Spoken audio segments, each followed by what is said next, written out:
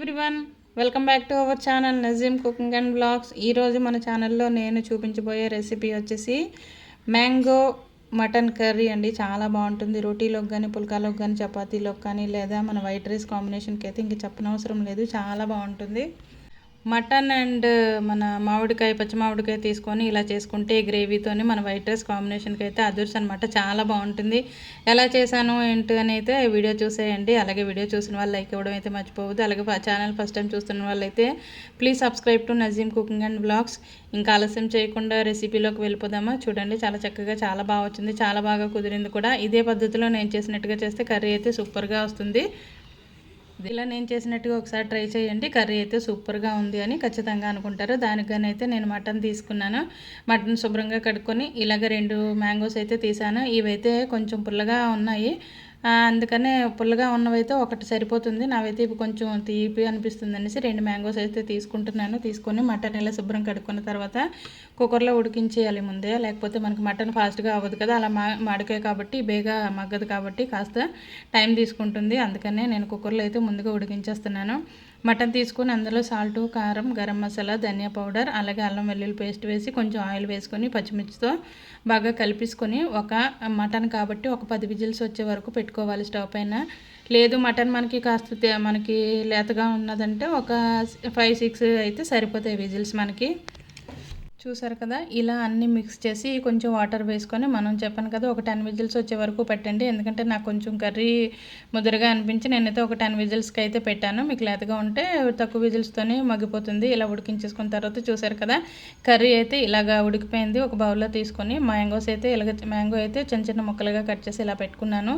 చాలా సింపుల్గా చేసేయొచ్చండి ఇది కర్రీ. అలాగే ఒక 4 వెల్లుల్లి రెబ్బలు అయితే ఒలిచేసి కొంచెం జీలకర్ర, కొంచెం 4 వెల్లుల్లి రెబ్బలు, అలాగే కొంచెం కరివేపాకు వేసి వేయించుకుందాము. ఇక్కడ చాలా సింపుల్గా చేసుకోవచ్చు కర్రీ అయితే. అలాగే ఒక 4 ఎండుమిరపకాయలు, అలాగే కొన్ని ఏమొచ్చి యాలిక, లవంగా నేను డైరెక్ట్గా వేసేసాను, పౌడర్ కాకుండా. మనకి స్పైసెస్ ఎలాగా ఉంటాయి కాబట్టి ఒక 4 వేసాను. ఇప్పుడైతే చిన్నగా కట్ చేసుకున్న మ్యాంగో ముక్కలు అయితే ఇందులో వేసేస్తున్నాను.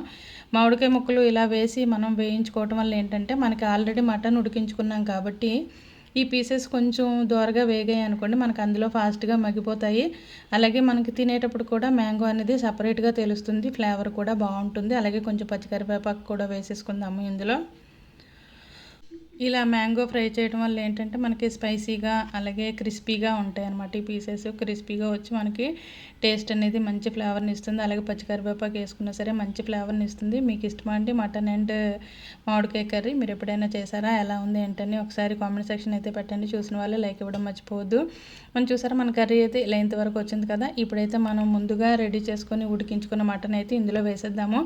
డైరెక్ట్గా కూడా వేసుకోవచ్చు, కాకపోతే మటన్ ఫాస్ట్గా కుక్ అవ్వదు. అలాగే మనకి మ్యాంగోలో పులుపు ఉంటుంది కాబట్టి మనకి కర్రీ అనేది ఫాస్ట్గా రెడీ అవ్వదు అనమాట. అలాగా ఇందులోనే కొంచెం సాల్టు, కారం, అలాగే కొంచెం గరం మసాలా, ధనియా పౌడర్ కూడా వేస్తున్నాను. ఎందుకంటే దీంట్లో మనం కొంచెం వాటర్ మిక్స్ చేస్తాం కాబట్టి చప్పదనం వస్తుందని నేను ముందు మళ్ళీ స్పైసెస్ ఇందులో సపరేట్గా చేస్తున్నాను అనమాట. మ్యాంగో గుజ్జులోనే మ్యాంగోస్ అన్నీ చూసారు కదా, చాలా ఫాస్ట్గా మగ్గిపోతాయి కదా. మ్యాంగోస్ అన్నీ కూడా మగ్గిపోయాయి. మనకి కారం వేసిన తర్వాత ఇదైతే కొంచెం మనకి అంటేస్తూ ఉంటుంది కదా బాండీకి. ఇలాగా మనకి కారం ఆయిల్ తేలుతున్నప్పుడు మనం ముందుగా ఉడికించుకున్నాం కదా మటన్ అయితే ఇందులో వేసేద్దాము. అది ఆల్రెడీ కుక్ చేసుకున్నాం కాబట్టి మనం ఇప్పుడు సెకండ్ స్టెప్లో మనం రెడీ చేసుకున్న ఈ మిశ్రమం అంతా ఇందులో కలిపేటట్టు కలుపుకుంటే సరిపోతుంది అంతే. మటన్ ఆల్రెడీ కుక్ అయిపోయింది కాబట్టి ఇది ఒక 2 నిమిషాలు మనం కలుపుకున్న ఈ గ్రేవీలోని ఇదంతా మిక్స్ అయ్యేటట్టు బాగా కలుపుకుందాము. ఇప్పుడైతే మన కర్రీ అయితే రెడీ అయిపోయినట్టే. మ్యాంగో మామిడికాయ కర్రీ చాలా బాగుంటుంది. ఎప్పుడైనా చెయ్యని వాళ్ళైతే ఒకసారి ట్రై చేయండి. ఖచ్చితంగా ఇంట్లో వాళ్ళకైతే ఈ రెసిపీ అయితే నచ్చుతుంది.